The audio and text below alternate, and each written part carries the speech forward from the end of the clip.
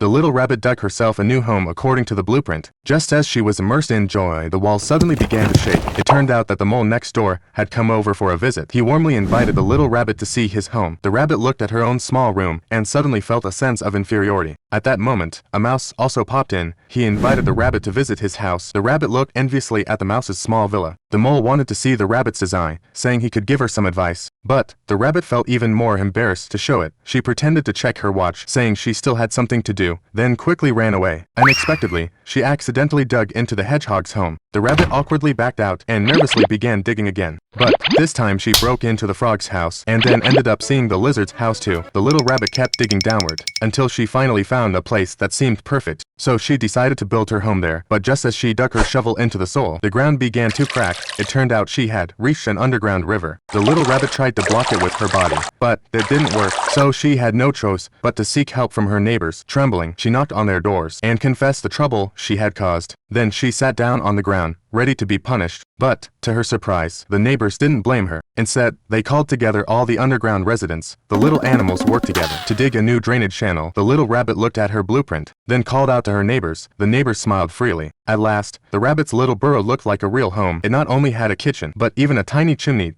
We often think that growing up means relying entirely on ourselves. But sometimes, having the courage to reach out to others even when we're afraid, is also a part of growing up.